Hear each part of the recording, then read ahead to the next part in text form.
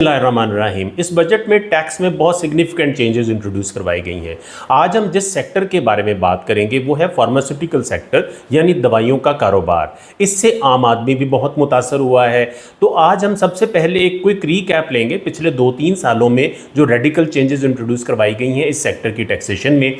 उसके बाद हम ड्रग एक्ट 1976 और ड्रग रेगुलेटरी एक्ट 2012 के कुछ की कॉन्सेप्ट्स को अंडरस्टैंड करते हुए इस बजट में जो टैक्स में चेंजेस आई हैं उसको ग्रैस्प करने की कोशिश करेंगे। तो आइए देखते हैं, थोड़ा सा इसका बैकग्राउंड देख लेते हैं जी। 2021 तक लाइफ सेविंग ड्रग्स जो थी उनके सारे के सारा सेक्टर जो था वो एग्जेम्प्ट था, यानी कोई सेल्स टैक्स इसके ऊपर नहीं लगता था और सारे के सारे सेक्टर को बीइंग लाइफ सेविंग ड्रग्स जो है वो एग्जाम्प्ट रखा जाता था। 2022 में इन्होंने इसको standard rate of sales tax introduce करवाया और इन्होंने इसको 18% पे सेल्स टैक्स करना शुरू कर दिया।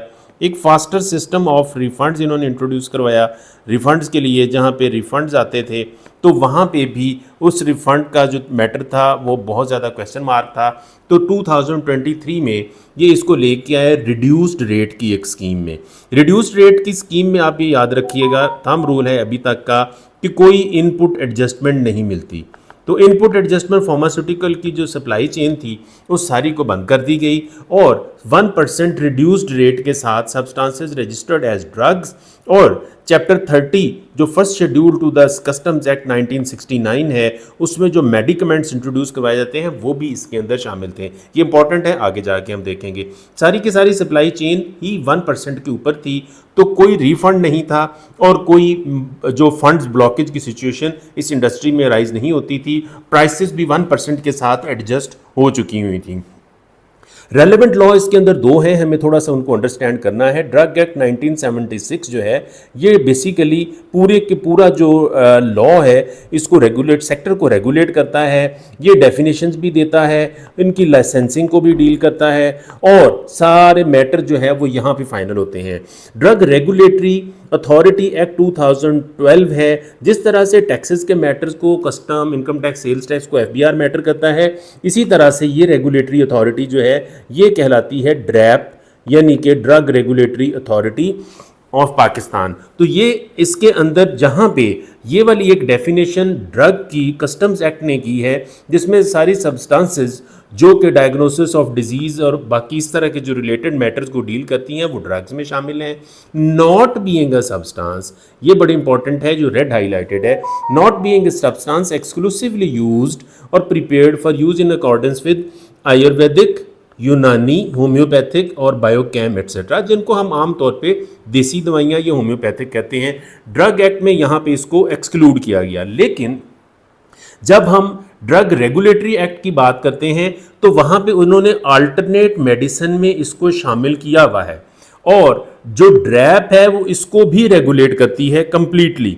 तो लॉ, बहुत सारे जो लॉ के लोग हैं उन्होंने अपनी ओपिनियन में इसको लिखा हुआ है कि जी चूंकि ड्रैप ही इसको रेगुलेट करती है और ड्रग एक्ट के अंदर भी इसका जिक्र मौजूद है, आगे जाके हम डेफिनेशन में देखेंगे तो वो आता भी है। तो ये जो अगर ड्रग एक्ट 1976 के अंदर जो रजिस्टर्ड हैं ड्रग्स वो इसका पार्ट बन जाती हैं और ये अभी भी 1% पे है। हमने ये थोड़ा सा लॉ देखा, अब हम देखते हैं कि after the budget 2024-25 position actually बनती क्या है।